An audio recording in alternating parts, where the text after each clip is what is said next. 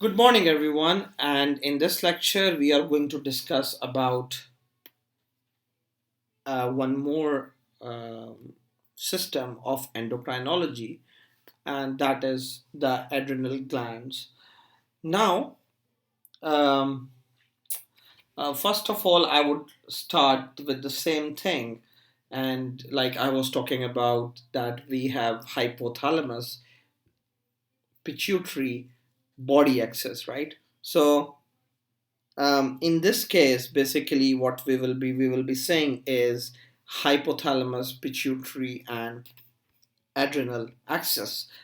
Um, as you know, the functionality of adrenal glands, like adrenal glands are the one which have the cortex and the medulla, and it is the one which are doing some important functioning, like it is the one which releases um, glucocorticoids, uh, adrenalocorticoids, as well as testosterone, and if we will talk about the medulla, so it is the one which is producing the epinephrine and the norepinephrine. So here you can see the hypothalamus, pituitary, adrenal axis.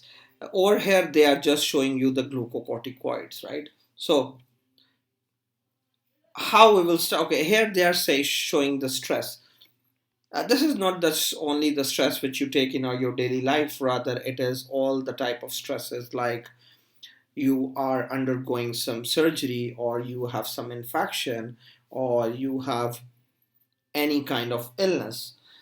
So um, normally, you can say the CRH, which is the corticotrophin hormone, it is released from the hypothalamus. And again, like this is the very basic things which I expect that all of you should know before listening to this lecture, because these are the most basic things which are, like, that's the reason in medical schools they teach you physiology, because physiology is the one which talk about all the normal functioning of the body. So anyhow, CRH, which is corticotrophin hormone, or you can say corticotrophin releasing hormone, it is released from the hypothalamus, and it acts or stimulates the pituitary, the anterior pituitary in particular, to release ACTH, which is adrenocorticotropic hormone. Now, this adrenocorticotropic hormone basically goes and acts on the adrenal cortex. Okay, the medulla is the one which produces the epinephrine and norepinephrine. So this one acts on the adrenal cortex, and it is the one which which will cause the adrenal glands to release different hormones, like uh, the glucocorticoids and adrenalocorticoids. Okay, so here, of course, they are talking about the glucocorticoids. Now, the glucocorticoids, it is performing a lot of important functions in the body. It again acts on the muscles, as you see, on the adipose tissue, on the vasculature, on the heart. But our discussion is until here. So, why? Because I want to talk about the glucocorticoids exerts the negative feedback on both the hypothalamus as well as the pituitary, and results in a reduction in the production of what? Both CRH, or corticotrophin releasing hormone, and ACTH, or adrenocorticotropic hormone. So this is how all the system works.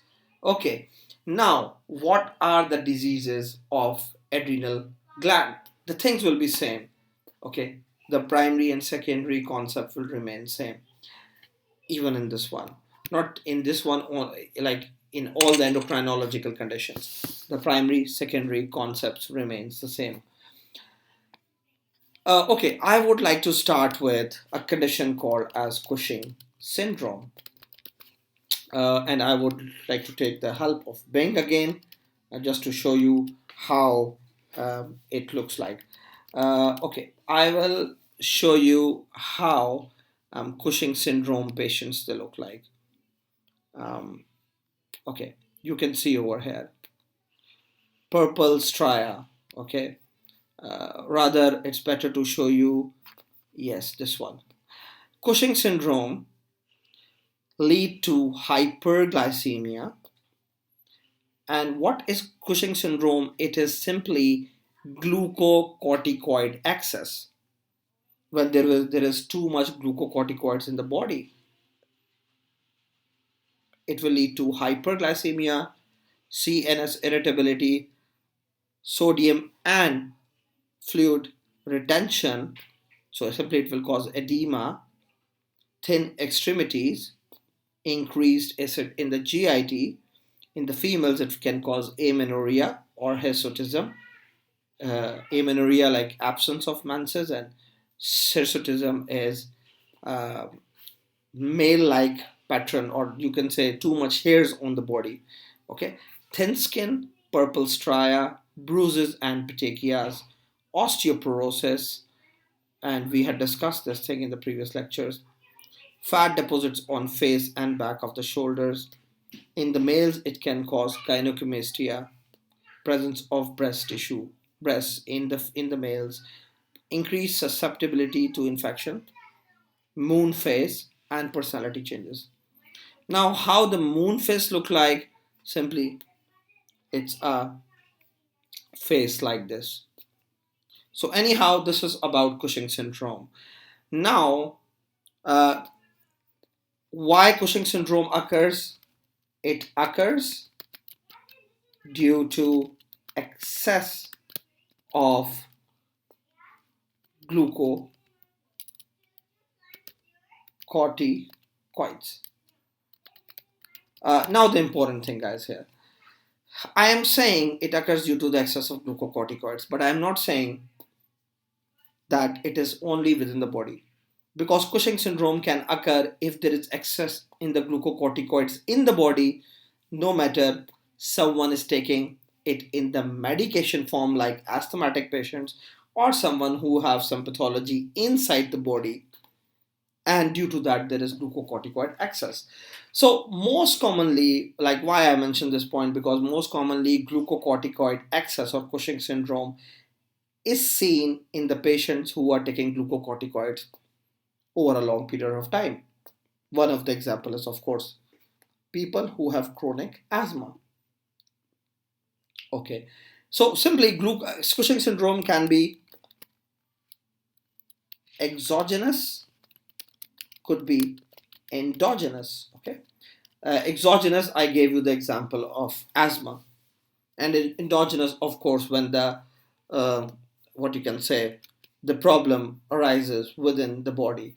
And of course, like endogenous, so exogenous, of course, um, anyone getting it in medications form. Okay, or like excess, like there could be many reasons. And endogenous uh, could be, of course, the primary and secondary concept will keep on running. So for example, if I will say primary adrenal disease, what it means, the problem is in the adrenal gland. For example, it could be adenoma. Adenoma is a tumor, or a carcinoma. Like carcinoma is malignancy, right? Or it could be, so see, either the pathology is over here, or either there is increase of this hormone like ACTH. So you can say either it could be ACTH excess. Okay. Now, very interesting point, and a very important point to remember, guys. Whenever ACTH comes from pituitary, okay, what I'm saying, whenever the ACTH comes from pituitary gland, Of course, it always comes from the pituitary gland, but the excess of ACTH, the primary pathology is in the pituitary gland. We don't call it as Cushing syndrome. We call it as what? Cushing disease. Okay. So what is Cushing disease? Cushing disease when the ACTH excess is coming from the pituitary gland. Okay. And other thing which you have to remember over here is what it could be ACTH producing tumor. For example, in lung carcinoma, what happens like there is a paraneoplastic syndrome in which the that tumor it produces more and more ACTH. So of course, like that is the example of excess ACTH coming from an ACTH producing tumor. Okay, so now in primary adrenal diseases, I'm talking about this one. The adrenal gland will keep on producing adrenal hormones, okay? And the pathology is over here. They keep on making hormones. And the negative feedback mechanism is working. So what will happen? When there will, like the adrenal gland is making more and more and more glucocorticoids. So the glucocorticoids, due to the normal feedback mechanism, is going to send the message to the brain, or you can say the hypothalamus as well as the pituitary, that there is enough glucocorticoids or adrenal hormones in the body. So stop producing CRH and ACTH. So what will happen? The same story like thyroid. The ACTH level will be low. Okay. But for example, if there is secondary hyper like adrenalism, secondary hyperadrenalism. Secondary means what? The problem is not here. So let's take the example of Cushing disease, in which there is a tumor in the pituitary gland which is producing more and more ACTH. So this is called as what? Secondary hyperadrenalism. The problem is not in the adrenal gland. So in this case, the levels of the hormones which are made by adrenal glands are high. On the same hand, ACTH will be high as well. Now, let's talk about the lab test. For example, someone have, okay, I will not use the word, I will say, for example, the diagnosis of Cushing syndrome. Remember, guys, if I will say Cushing disease, I am talking about the pituitary causes, right? Okay, now, one of the tests which we do in these patients is what? We basically check. Okay, one of the thing is quite easy to understand. Of course, we are discussing lab diagnostics, which doesn't mean that we have to jump and go directly on investigation, which still means that anyone who come with moon facies or anyone who come with these features, you will start while doing physical examination and taking history, you will be having um, differentials or diagnosis of Cushing syndrome, right? Now, for example, if the patient say that I am asthmatic and I am taking oral corticosteroids for the last 10 years. Now, see, the story is quite clear that you found the exogenous supply or exogenous cause of Cushing syndrome, right? So we are talking, of course, like someone in which we have to diagnose Cushing syndrome. What is causing that? So one of the tests which we can do is we can measure free cortisol in a 24-hour urine collection. Okay, so now see, it's not easy to collect 24-hour urine. But of course, in hospitalized patients, we can do that. But simply, um, anyone who have Cushing syndrome,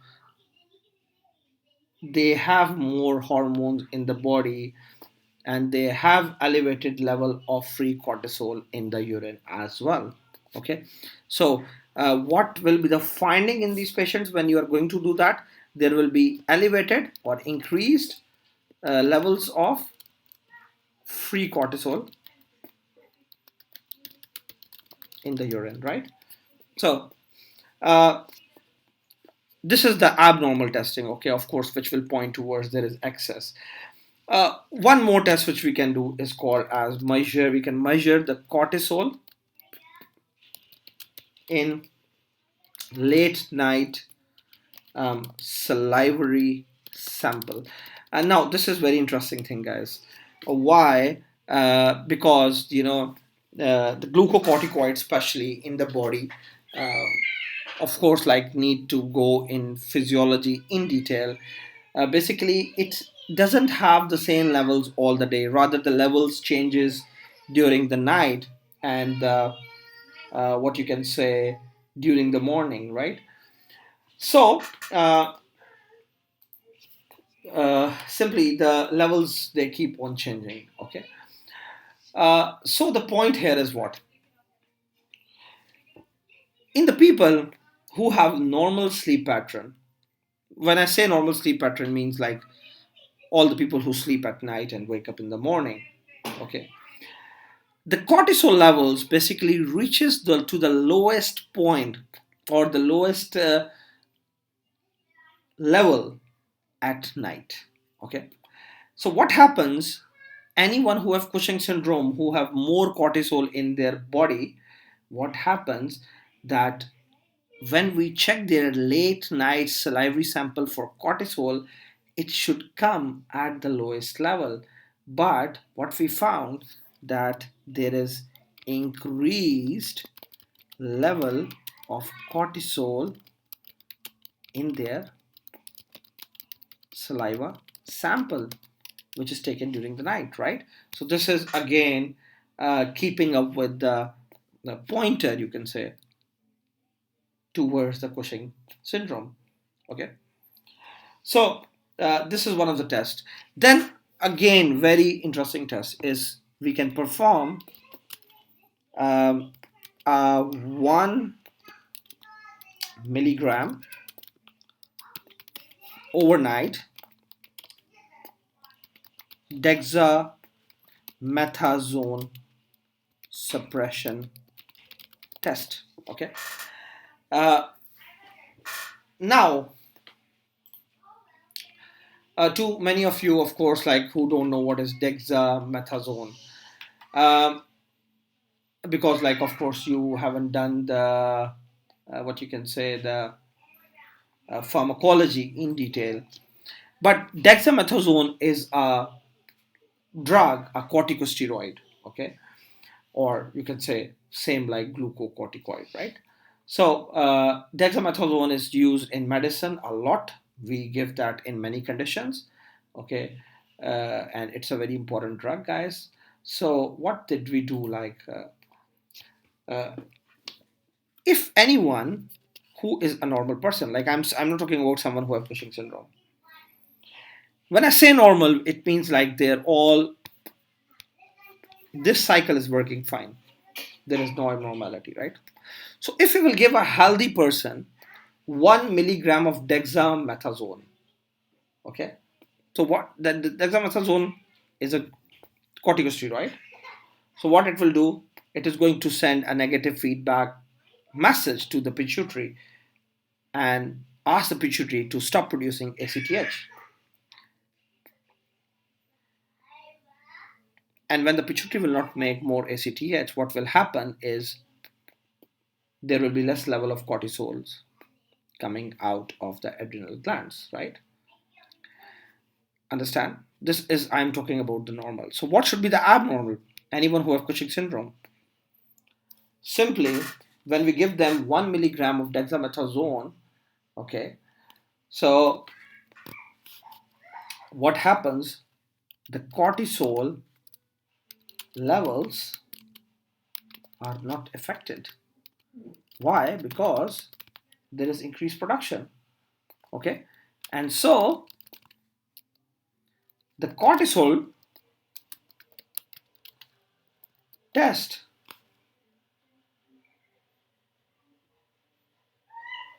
uh, will show increased levels. Okay, like even after giving 1 milligram of dexamethasone doesn't make any difference in these patients, right?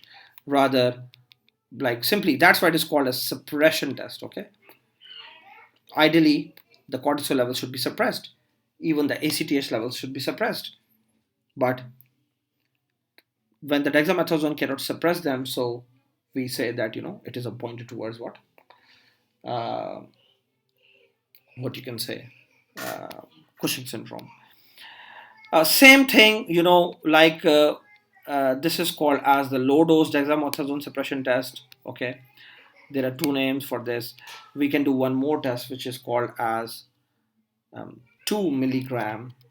Now it is not overnight, rather 48 hours dexamethasone suppression test. Okay, okay, now you'll be thinking why we are doing this thing. Okay, because we have already done 1 milligram overnight dexamethasone suppression test, but so why we are talking about this one? So of course, like the test, what is the basis of the test is completely same. There is no difference. Okay, but in this case, we are talking about not overnight, we are talking about 48 hours. It is also called as low dose dexamethasone suppression test. Now you'll be thinking that this is 1 milligram and this is 2 milligram. So why it is called as low dose? Why? Because in this one we give 0.5 milligram every 6 hourly for 48 hours. Okay. So what we do, we give them uh, 0.5 milligram every 6 hourly for 48 hours. Okay, this is the first thing we do, and we take uh, the sample for cortisol level 6 hours after the last dose. Okay, so now if the person don't have Cushing syndrome, everything is fine, so of course the cortisol level will be low because you are giving dexamethasone for after every 6 hours. So you are giving it what you can say, um, to check, like to suppress the glucocorticoid production to decrease the level of ACTH. But of course, like anyone who have adrenal disease, that doesn't make any difference. So what will happen, like the level of cortisol will be raised. Okay, will be raised in Cushing syndrome. Okay, so not so difficult, simple loops and simple circuits, that's it. And of course, like this is just to diagnose, or like just to want to know like the cortisol level is increased. uh, of course, after that, either it's a tumor, either it's a hyperplasia, whatever is there, we go for some imagings, we do CT scan, we can do ultrasonography or XYZ test, um, to check the structure of the adrenal gland, right? So this is about this thing. Now, there is something called as this is like Cushing syndrome, in which like there is glucocorticoid excess, right? So I was talking about one more thing that is called as mineralocorticoid. What is mineralocorticoid? It is the aldosterone, right? So of course, like the adrenal glands also produce the testosterone as well as the aldosterone. So for example, there is a condition called as primary hyper aldosteronism. Now again, if you're listening to this lecture carefully, you can understand quickly. Primary hyperaldosteronism means what?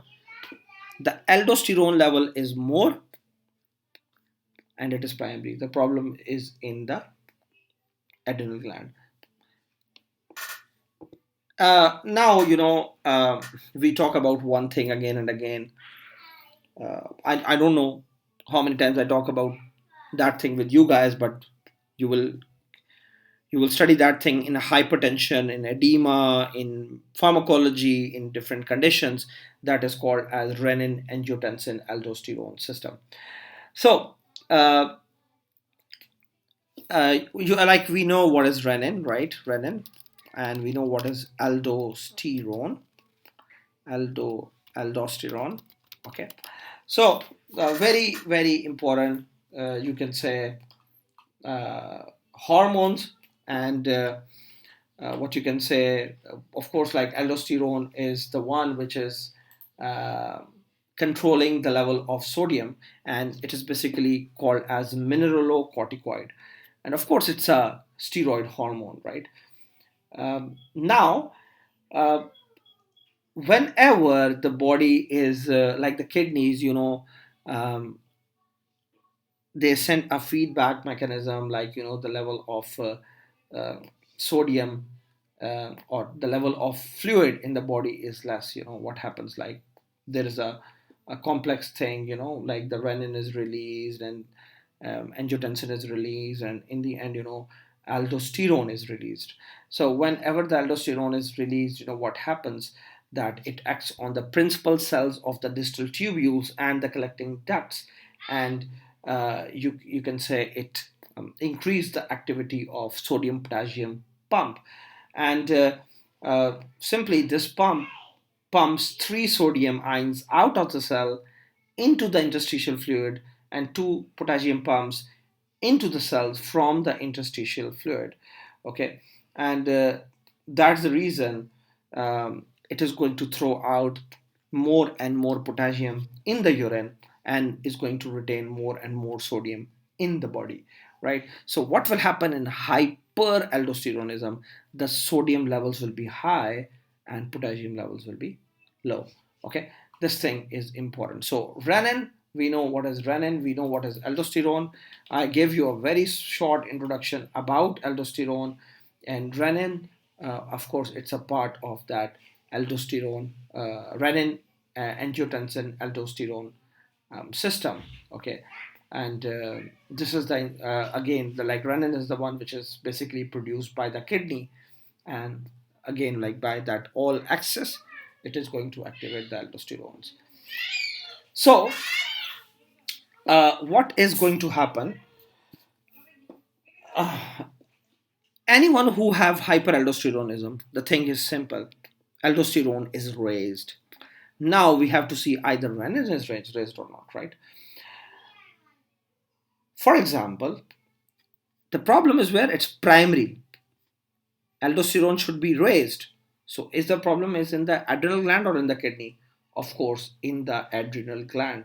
So in this one, aldosterone is raised, whereas renin will be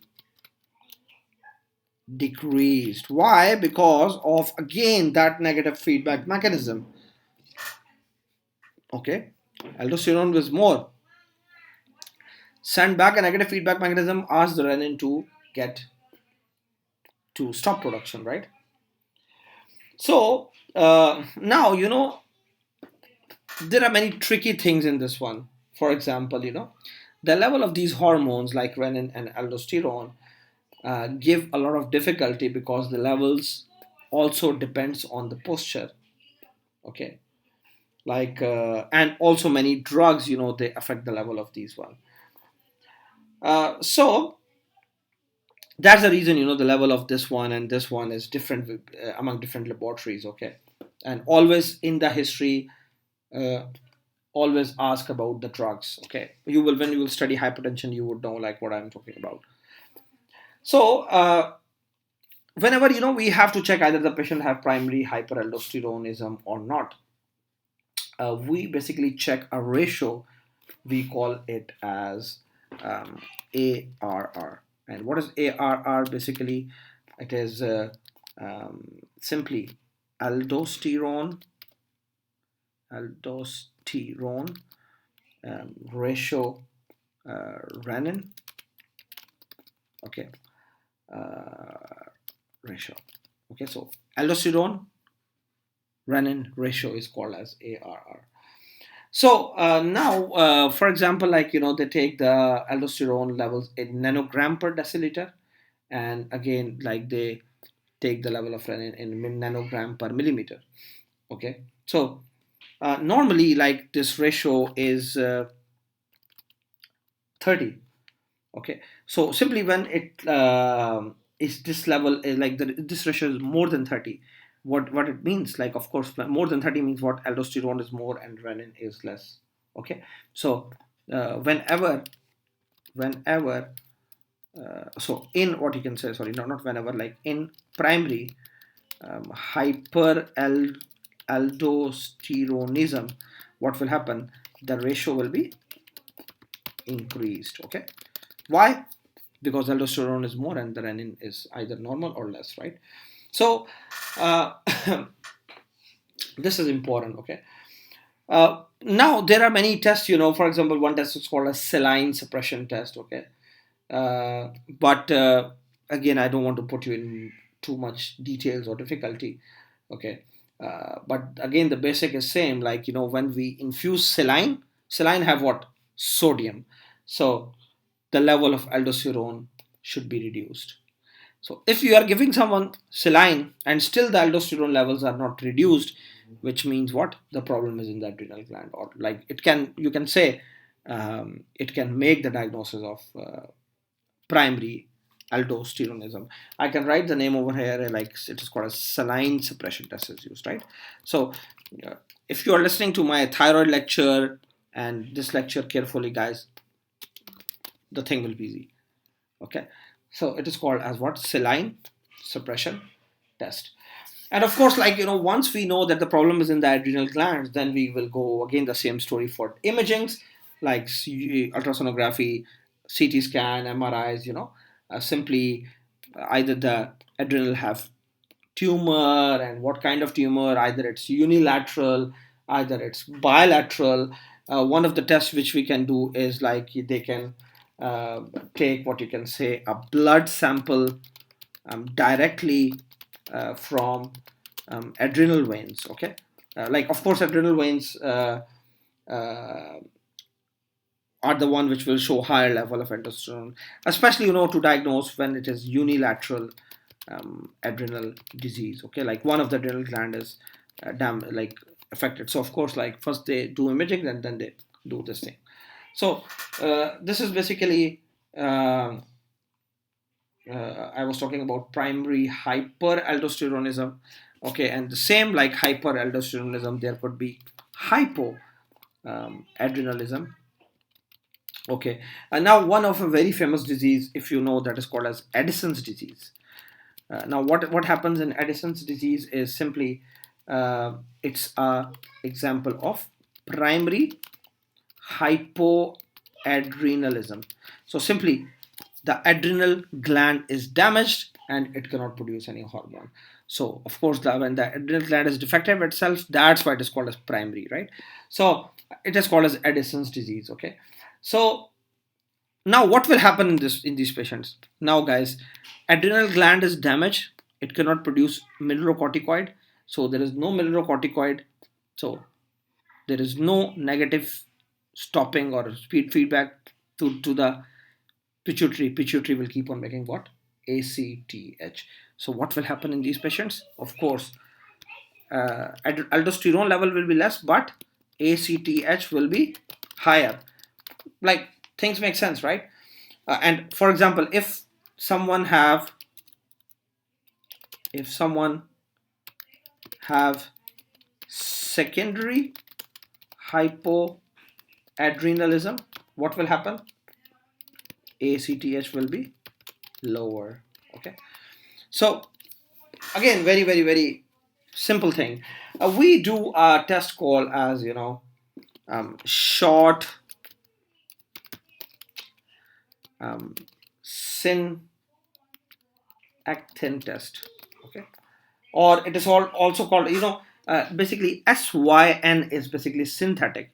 So see, it is called as synthetic ACTH. So they put EN to make it a name. So short synactin test. So simply it is a test in which we give synthetic ACTH. So when you will give a patient synthetic ACTH, what is the function of ACTH? ACTH should stimulate the adrenal gland, right? So if I am going to give an injection to a person of syncactin or synthetic ACTH, it should increase injection of ACTH should increase level of cortisol, right? Makes sense. So if someone have primary adrenal disease, of course their level will not be raised, right? If the patient have primary adrenal disease, there will be no effect and there will be no raise in the cortisol level. Okay, so this is the basics of this one, right? So in primary adrenal causes, the level of cortisol after injection remains low. Okay, so we say that there is failure of adrenal gland. So this thing, and of course, like if someone has secondary hypoadrenalism, now see ACTH will be lower.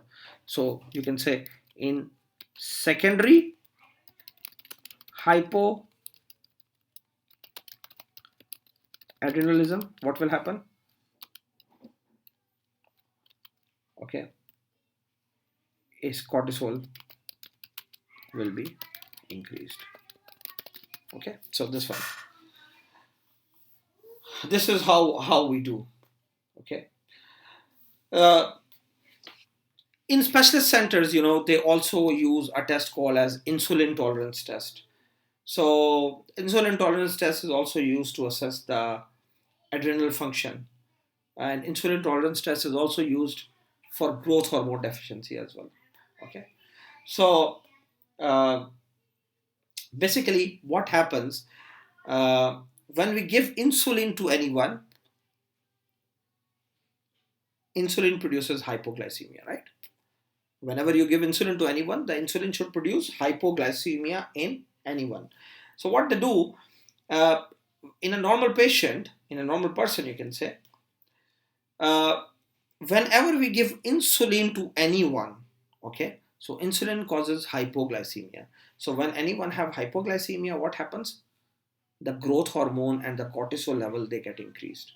Okay, so anyone who have adrenal causes, of course, or even after giving insulin, they don't have any effect. There is no increase in the cortisol level in these patients. Okay, this is the basics of insulin tolerance test. Okay, so of course, like they must be like one should be very careful while doing insulin tolerance test because it can cause hypoglycemia, and like when it causes hypoglycemia, of course the patient, they can get collapsed. So of course care should be taken while before doing this thing. Okay, so thank you so much guys for listening about the adrenal hormones. Okay, I will see you in the next lecture.